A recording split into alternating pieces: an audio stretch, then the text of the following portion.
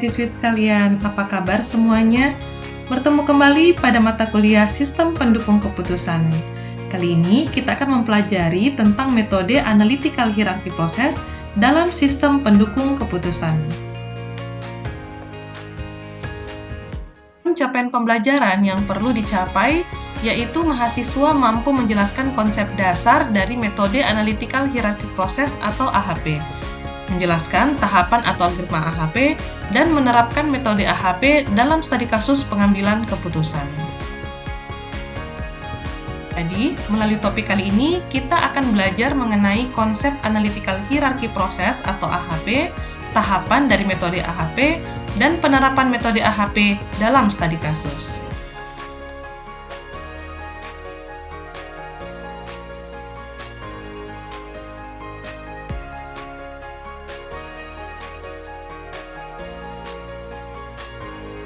Tahukah Anda apa itu AHP? AHP atau Analytical Hierarchy Process adalah sebuah konsep dalam cabang ilmu komputer yang sudah dikembangkan oleh Thomas L. Sati. Metode ini memiliki keunikan dibandingkan metode lainnya karena dalam pembobotan kriteria, bobot dari setiap kriteria bukan ditentukan di awal, tetapi ditentukan menggunakan rumus pada metode ini, berdasarkan skala prioritas atau tingkat kepentingan yang bersumber dari tabel Sati. Model pendukung keputusan ini akan menguraikan masalah multifaktor atau multikriteria yang kompleks menjadi satu hierarki. Menurut Sati, hierarki didefinisikan sebagai satu representasi dari sebuah permasalahan yang kompleks dalam satu struktur multilevel, di mana level pertama adalah tujuan, yang diikuti level faktor, kriteria, subkriteria, dan seterusnya ke bawah, hingga level terakhir dari alternatif.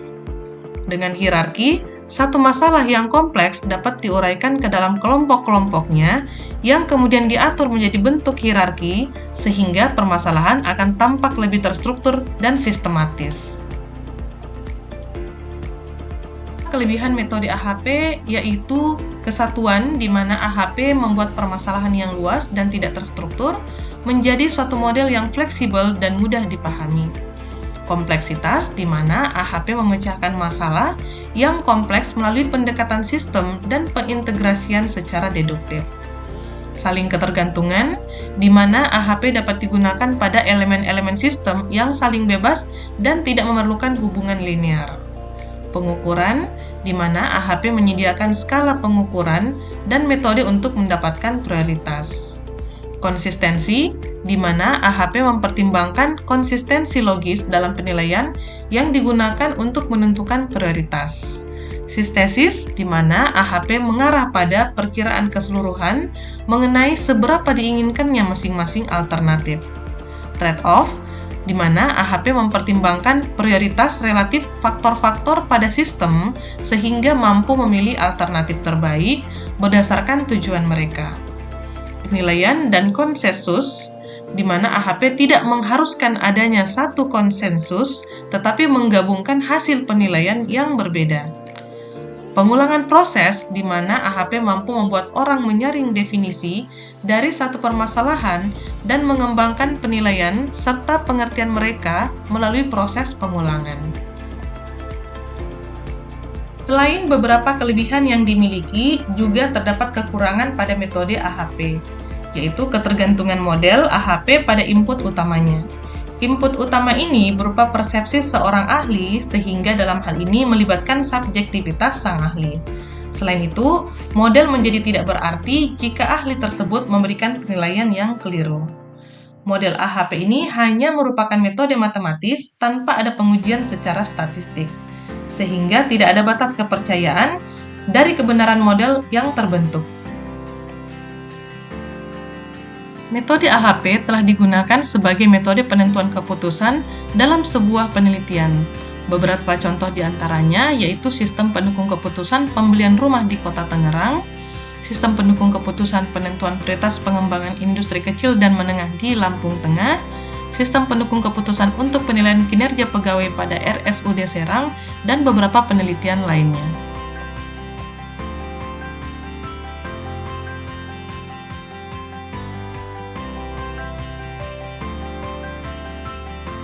Terdapat 4 prinsip dasar proses AHP menurut Satie. Yang pertama, decomposition, mendefinisikan persoalan dengan cara memecah persoalan yang utuh menjadi unsur-unsur dan digambarkan dalam bentuk hierarki. Yang kedua, comparative judgment, menentukan elemen dengan membuat perbandingan berpasangan, yaitu membandingkan elemen secara berpasangan sesuai kriteria yang diberikan. Matriks perbandingan berpasangan diisi menggunakan skala penilaian perbandingan berpasangan. Yang ketiga adalah synthesis of priority. Dari matriks perbandingan, selanjutnya dibuat agent vektor untuk mendapatkan local priority. Pertimbangan terhadap perbandingan berpasangan disintesis untuk memperoleh keseluruhan atau global priority. Yang keempat, konsistensi. Dalam pembuatan keputusan, mengetahui seberapa baik konsistensi merupakan hal yang penting karena penelitian tidak menginginkan keputusan berdasarkan konsistensi yang rendah. Berdasarkan prinsip dasar proses AHP, kemudian dijabarkan dalam beberapa tahapan. Tahap pertama, mengidentifikasi masalah dan menentukan solusi yang diinginkan, di mana pada tahap ini akan ditetapkan tujuan, kriteria, dan alternatif. Tahap kedua, menyusun hierarki dari permasalahan yang dihadapi. Tahap ketiga, membuat matriks perbandingan berpasangan dari setiap kriteria berdasarkan tabel nilai kepentingan. Hal ini juga kemudian dilakukan terhadap alternatif pada tahap ke-9. Tahap keempat, normalisasi matriks perbandingan berpasangan, kemudian menghitung nilai bobot kriteria, dan mengalihkan nilai matriks berpasangan dengan bobot pada tahap ke-5. Tahap ke-6, menghitung konsistensi indeks, lalu pada tahap ke-7 menghitung rasio konsistensi, dan tahap ke-8 melakukan uji konsistensi hierarki. Tahap 9 merupakan bagian daripada comparative judgment, di mana akan dibuat matriks perbandingan berpasangan untuk alternatif pada setiap kriteria. Tahap ke-10 mengulangi tahap ke-4 hingga tahap ke-8 untuk setiap kriteria. Tahap ke-11 menghitung perkalian bobot kriteria dan alternatif yang telah dihitung. Dan tahap ke-12 melakukan perankingan. Dari masalah yang telah diidentifikasi, ditentukan tujuan, kriteria, dan subkriteria, serta alternatif yang akan dinilai. Maka dibuat struktur hierarki metode AHP, di mana level pertama adalah tujuan, yang diikuti level faktor, kriteria, dan subkriteria, dan seterusnya ke bawah hingga level terakhir dari alternatif. Proses comparative judgment dibuat matriks perbandingan berpasangan dari setiap kriteria dan setiap alternatif berdasarkan tabel nilai kepentingan. Dengan nilai 1 jika sama penting, 3 cukup penting atau 1 level lebih penting dari kriteria lainnya, 5 lebih penting atau 2 level lebih penting dari kriteria lainnya, 7 sangat lebih penting atau 3 level lebih penting dari kriteria lainnya, 9 mutlak lebih penting dari atau 4 level lebih penting dari kriteria lainnya, 2, 4, 6, 8 adalah nilai-nilai antara dua nilai pertimbangan yang berdekatan, atau kebalikannya, jika aktivitas I mendapat 1 angka dibandingkan dengan aktivitas J, maka J memiliki nilai kebalikannya dibandingkan dengan I. Pada proses synthesis of priority, dengan menggunakan perbandingan berpasangan dapat diketahui derajat kepentingan relatif antar kriteria, di mana matriks perbandingan berpasangan adalah matriks berukuran N dikali N dengan elemen A, I, J merupakan nilai relatif tujuan ke I terhadap tujuan ke J. Jadi, pertimbangan-pertimbangan terhadap perbandingan berpasangan disintesiskan untuk memperoleh keseluruhan prioritas. Hal-hal yang dilakukan dalam langkah ini adalah menjumlahkan nilai-nilai dari setiap kolom pada matriks, membagi setiap nilai dari kolom dengan total kolom yang bersangkutan untuk memperoleh normalisasi matriks, dan menjumlahkan nilai-nilai dari setiap baris dan membaginya dengan jumlah elemen untuk mendapatkan nilai rata-rata. Apabila A adalah matriks perbandingan berpasangan, maka vektor bobot berbentuk matriks A dikali transpos matriks W sama dengan N dikali transpos matriks W. Dapat didekati dengan cara menormalkan setiap kolom J dalam matriks A sedemikian sehingga sigma entry AIJ sama dengan 1. Matriks tersebut kemudian kita sebut sebagai A aksen. Untuk setiap baris I dalam A aksen dirata-ratakan dengan cara setiap nilai pada baris dijumlahkan kemudian dibagi N atau jumlah nilai.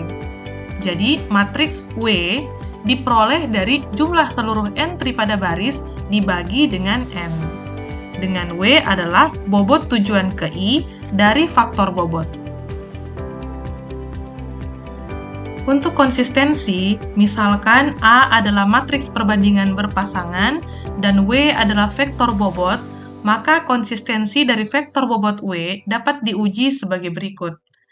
Dihitung nilai matriks A dikali matriks W yang telah ditransport, di mana T diperoleh dari hasil penjumlahan semua elemen ke I pada hasil kali matriks A dengan transpos matriks W dibagi elemen ke I pada transpos W. Sehingga dapat dihitung nilai konsistensi indeks sama dengan T dikurangi N dibagi N dikurang 1. Untuk menguji konsistensi hierarki, nilai indeks random berdasarkan N atau jumlah kriteria ditentukan melalui tabel berikut. Jadi, jika N sama dengan 5 atau jumlah kriteria adalah 5, maka nilai indeks random adalah 1,12.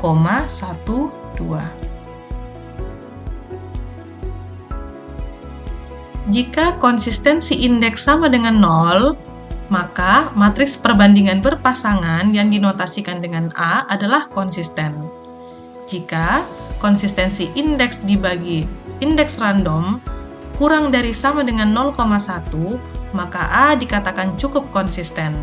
Dan jika konsistensi indeks dibagi indeks random lebih dari 0,1, maka A dikatakan sangat tidak konsisten.